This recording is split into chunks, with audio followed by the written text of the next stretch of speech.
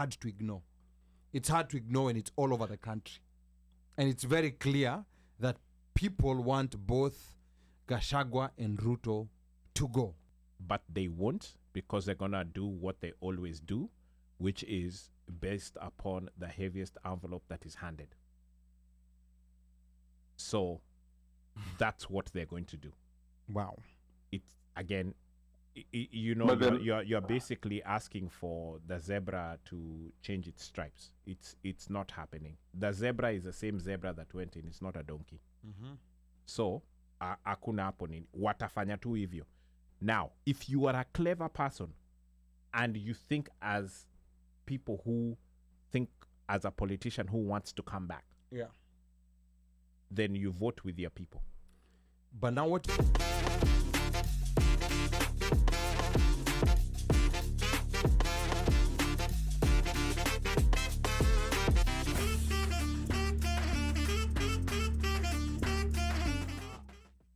Before we go on to Kenya's international reputation, yes, hii kitu inaitwa public participation, because now it's becoming real, because the courts we have seen it as a real thing now. We've seen it as a real thing because courts have nullified a lot of bills that have been passed into parliamentary acts because there was no public participation. Right. Correct. So this thing is becoming very real. Now, from the public participation that has been happening, what you've been seeing online, do you think when it comes to Tuesday, the members of parliament who are going to be voting are going to put that into context? Because it's hard to ignore. It's hard to ignore, and it's all over the country. And it's very clear that people want both Gachagua and Ruto to go. My thoughts are that they should, but they won't, because they're going to do what they always do, which is based upon the heaviest envelope that is handed. So that's what they're going to do. Wow. It's, again, you're basically asking for the zebra to change its stripes. It's not happening. The zebra is the same zebra that went in. It's not a donkey. Mm-hmm. So hakuna hapo nini, watafanya tu hivyo.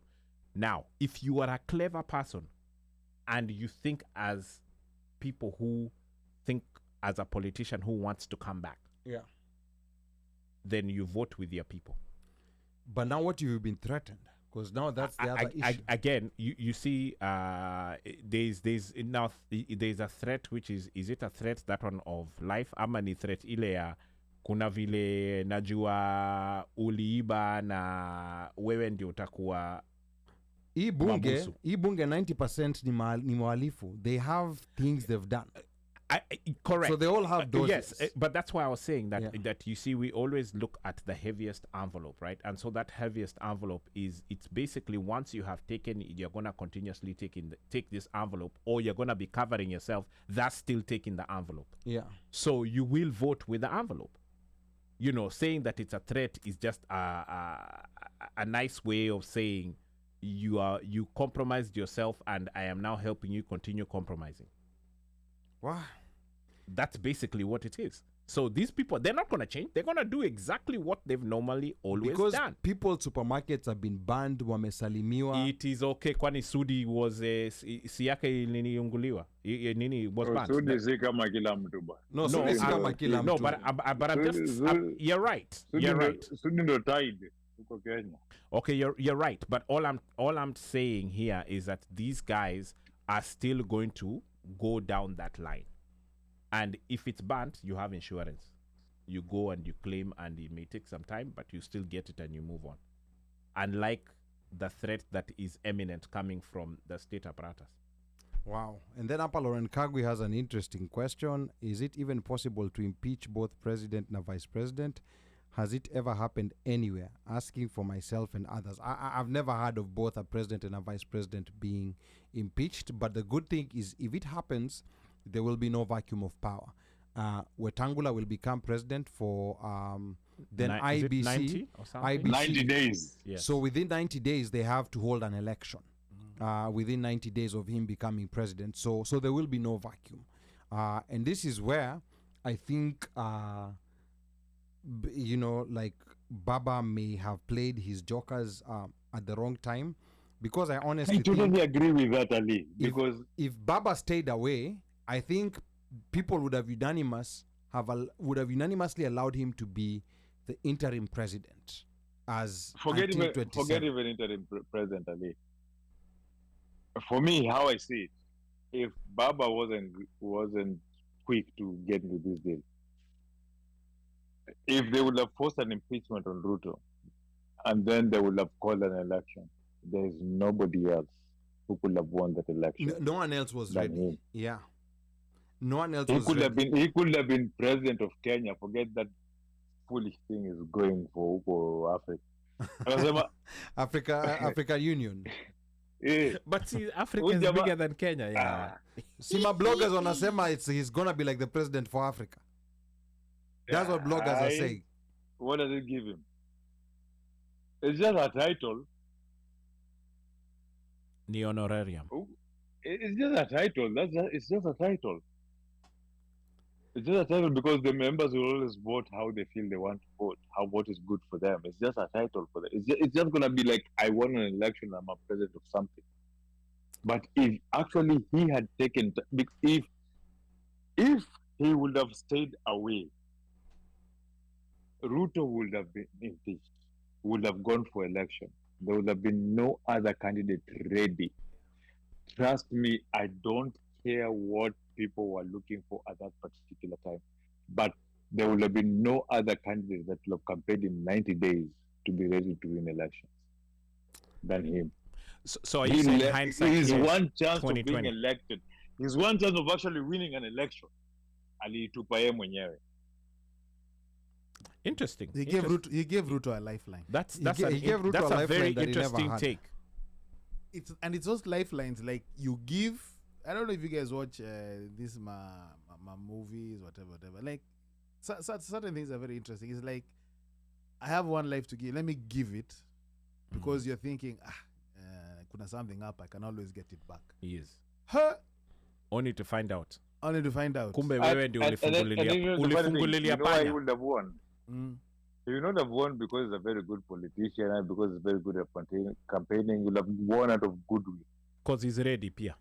Yeah, No, network, he's everything. ready, but he would have won out Yes. of goodwill. Remember when they told him Aguamboka nyumbani umepigania Yes. kutosha? People had goodwill with him. There was a lot of goodwill, even from Correct. among the Gen Z. Correct. Yeah. And he said, Yes, and there was a even- lot of good. He would have won out of that. That Not- was a won. Huyu jamaa na nasema watu wote watu ni wajinga side zote mbili. No, I think greed took over, and they saw an opportunity, and they grabbed it, right there without sitting and thinking it. I even remember a tweet that he had posted. You remember the lady, the Kayan girl? The chick, yes. The chick said, Baba, Yes. please, by the way, Yes. where? And Where he you just replied chill. and he said, replied, yeah, today we I am are a big- proud yes. father. Yes.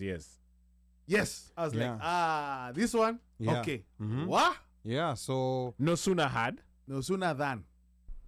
yeah. So I mean, he says, I am a very proud father today. Hongera sana to the young lady and all those who bravely stood up for their rights. Now, when we go back to this, and let me just first of all check a few comments here. I can see Ken Lemayan all the way, San Francisco West Coast, karibu sana, and then I think Lauren is asking, do you have good candidates? Hapo ndio changamoto. And then Slay is asking, the chair for AU was his own personal gratification. Sisi, we needed him to stay aside.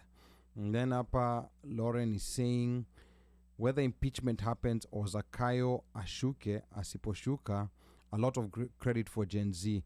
Wamefanya ile kitu from maandamano. Until now, they should be proud of that. And then Stephen JJ hapa anasema, if you can't beat them, join them. Ameibiwa mara ngapi? I think nauze pia. And then Slay anasema akachoma mpaka na film immediately after. I didn't even know Slay anajua stories za film. Mimi nilifikiria yeye ni era ya digital cameras. Omera, give Leni us some wale credit, bwana. millennials wa mwisho wale walihatua kidogo, walivuta rasa ndani, mlango ikajifunga. Surely. Okay. Sawa. Now we the likes of Morara and this new political formations being formed by these young Gen Zs. We've seen at least Morara has gone to that step ahead and actually formed a political party, which I think was something that was very risky. But I think looks like it's something that's working. Initially, the Gen Zs were like, hatutaki party na nini, hatutaki nini, but he kind of took a different direction, and he's gotten favor from all generations, Gen Zs and older people. So how do you think these new formations are gonna affect Kenya's political future now as we approach 2027? I mean, because none of this Gen Z stuff has been tested on the ballot. We don't even have IEBC. So we don't know yet. But we are seeing a lot of support. But how do you think this is going to shape? Is this the part where unakumbuka kama like when before the 92 elections, there was a break from how Kenyan politics was done, from the one-party era of KANU to now a multi-party era. And we could see the difference in how Parliament was conducting itself and everything. So are we expecting to see a similar shift, or what are you guys seeing? Will these older groupings, like re-emerge, consolidate, and get back their grip on power? Or what do you think? No. Mika, go first. For me, what I think is that there's a shift in change. Things are different because even we're seeing, and I usually tell people this, there's a crew that's called on YouTube. It's called Bunge la Wananchi. Bunge la Wananchi those are the true political, like wale diehards. Wale diehards, wale diehard, only diehard wa mtu. Right? And the good thing about Bunge la Wananchi wanakuanga party sana. Ukwefanua Ruto, ukwefanua Raila, ukwe nini, utapewa chance yako uongee kinotaka kuongea na nini. Hawapiganangi, wasumbuanangi, they air their grievances there from Jacaranda ground. Man, if I can see diehards like kina Nuru Okanga have turned on Raila. Now, and they give the reasons why, and they point the reasons why, and they explain why they support what these kids are doing, and they're behind them, and they go and they pinpoint issues. They say mistaken him. These guys who will defend. Bunge la Wananchi ilikuwa ni vita. Like if you see, it was hawako wanapigana mangumi, but walikuwa wanaambia ya maneno. They were debating better than the real parliament. And now that you find that all of them have agreed on from both sides, na watu wamekubaliana na story ya whatever is happening in the country is not something to happen, it shows there's a change for ground. Si kwa social media, si kwa middle class, but we've come back on ground. And that is the most dangerous thing, because hata leo niko sure politicians hawaku expect after all the cleansing they've been doing, walikuwa wanaenda ushago wanaongea wanatoa pesa, si unaona tuko vizuri, si ndio? Si unaona tumerudi. They didn't expect this. Vilalia amesema hapo, hata mimi sikuwa expect what happened today to happen. I was expecting that the public participation itakuwa wamelipwa, waende waongee, signatures zitoke, watu waende. I didn't expect this.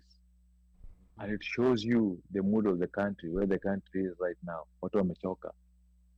So I really do believe this inject party people are saying is just like a joke that's happening, but it's scaring them that a small party like this imetokea from nowhere, imekuja. Now, when people start registering to this party, that is where they will realize hapa kuna shida. And if somebody is smart, this is the time to start doing your groundwork. Usiogope sijui ati siendangi ushago kusalimia watu ama nini ama anza sahi. You know, to support what Mika is saying, to add on to what he's saying, don't forget,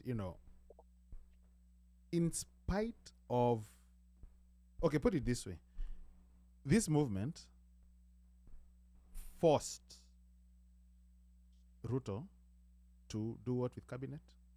To dissolve Forced Ruto to not to assent to, finance bill. even though he snuck in the appropriations bill. Yeah. But he was forced to do that. That is huge. Huge. Big. Major. Never happened before in Kenya. And bring in the opposition. Yes. Yeah, and forced to bring in Yes. That's the third one. broad-based. That has not. You mean hasn't happened. You mean bread-based bread-based, yeah. or fraud-based? Mm-hmm. Fraud-based, bread-based government. You know, That's three. there's never been a bill that's been discussed that was rejected by the people. This is the first time that a bill has been rejected by the people. Bills are rejected by parliament. Yes. And actually not even parliament. Uhuru was the first president to reject bills, and he was vetoing them. Mm-hmm. Right? He was vetoing them. Yeye alikuwa anazivito na katana sema Anakata hapana. kusign, yeah. Yeah, Zi- go back and sifanyi. Yeah. Siku za Moi bills zilikuwa zina go through. And then another thing that most people don't realize, unajua nini? This is the first time that we've had demonstrations by the people, not by a political party. Yeah. By the people. By the have dem- people, yeah. We usually have demonstrations organized by parties. Yes. Hata kina Sabasaba nini ilikuwa ni political parties. This is the first time it was by the people. Watu wenyewe.